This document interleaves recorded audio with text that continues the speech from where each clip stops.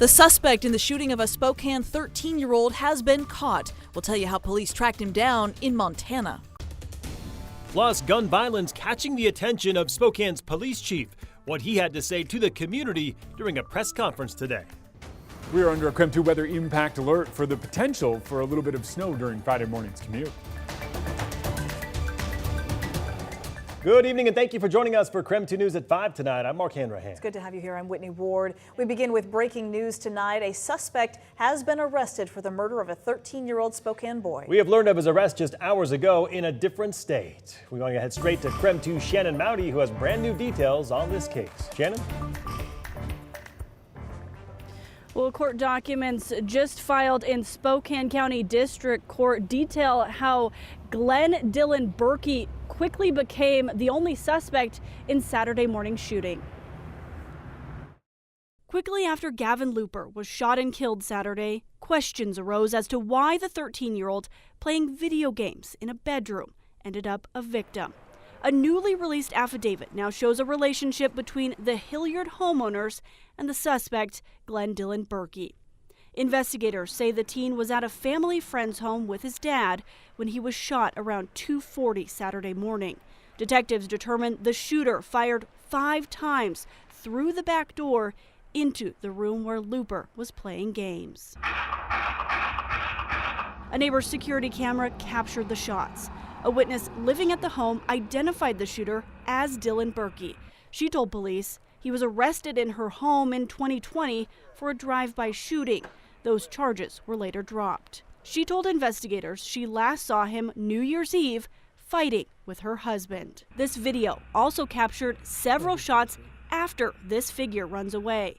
Detectives now believe someone returned fire at the suspect from the house. They pulled bullet fragments from a nearby tree.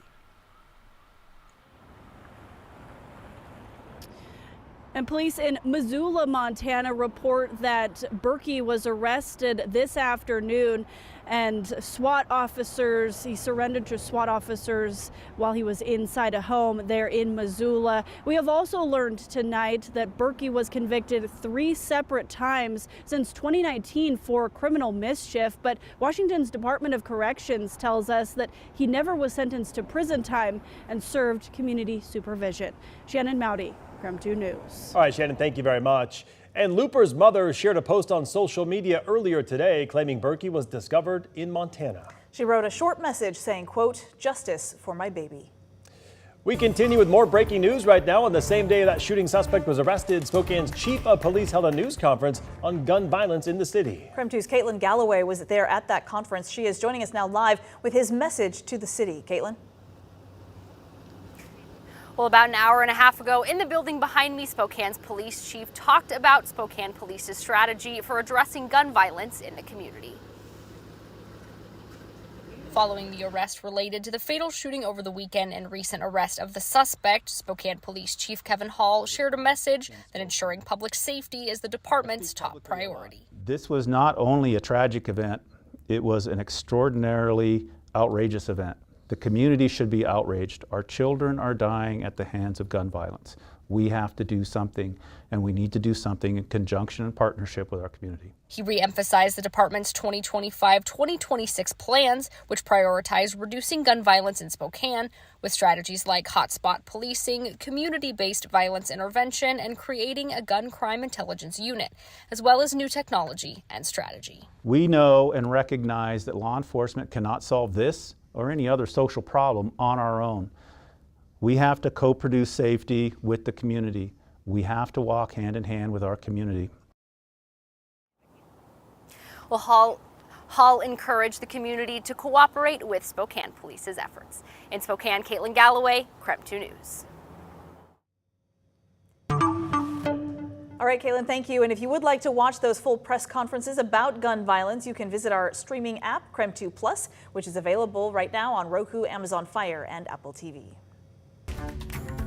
Just hours ago, police and fire chiefs from across Spokane County held a different press conference to talk about their opposition to a new bill just introduced in the State House. That bill has to do with how the county's emergency communication system is funded. KREM 2's Christian Garza live in the newsroom tonight to explain the bill and the reaction to it. Christian?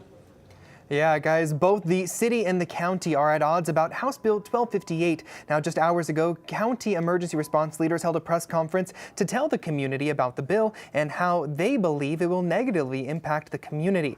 But the city is fighting back with support for the bill. House Bill 1258, which was introduced by District 3 Representative Tim Ormsby and Natasha Hill, aims to allocate 911 funding by call volume instead of by population.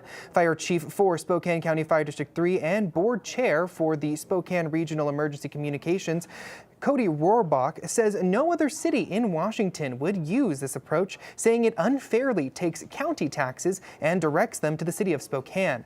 Rohrbach says if this House bill passes, it will make Spokane County taxpayers subsidize the city of Spokane by 13%. Now, he also says to make up that 13%, taxes will either have to be raised or cut services inside of the emergency response teams across the county. This is targeted legislation at the state level. However, it would only apply to one city in the entire state. However, the city sent us a statement after the press conference saying, in part, despite accumulating $30 million in financial reserves, Spokane Regional Emergency Communications is kicking our fire department out, turning its back on our community and trying to walk away with the very funds our residents have invested. House Bill 1258 simply ensures that the 911 excise tax revenue generated by the city of Spokane residents is appropriated to the agency performing the critical services they rely on. Chief Rohrbach says a group of county leaders will head to Olympia tomorrow to testify in person. In the newsroom, Christian Garza, KREM 2 News. Christian, thank you very much. Well, we are tracking a weather impact alert for you for later the week. After a stretch of clear and cold weather, we are finally tracking the chance for some snow. Okay, so let's get right to our chief meteorologist, Jeremy Legoo, to find out when it arrives and how much we can expect. Ooh, if you're up in the mountains, I think you're expecting 1 to 2 feet. Seriously. Down low, it's an iffy one. I still think we are going to be a little too warm to see any accumulation here in Spokane. But what it does look like is something is going to happen at the onset. Take a look at this beautiful evening. Sun has now been down for about a half an hour, and what that means for us is our temperatures are starting to drop. We are still above freezing, a little bit different than what we experienced, say, yesterday. Temperatures not dropping as fast, dew point still around 20 degrees, but everything is starting to change slowly. As we get to Friday, these winter storm watches will quickly turn to winter storm warnings. In the valleys off to the north, I would say 3 to 8 inches of snow. In the mountains, 1 to 2 feet of snow. This starts Thursday night and runs through Saturday morning. Here's a look at how this unfolds. Building clouds tomorrow precede our round of what is likely rain here in Spokane. I think the state line is our divider on this one. State line and South Hill to downtown. South Hill, you might see a little bit of snow, say around 7 a.m., and then it will transition into rain by the afternoon. In the mountains, it's snow the entire time. But look at those temps. It's hard to get snow to stick when you're up near 40 degrees. All right, sounds good, Jeremy. Thank you very much.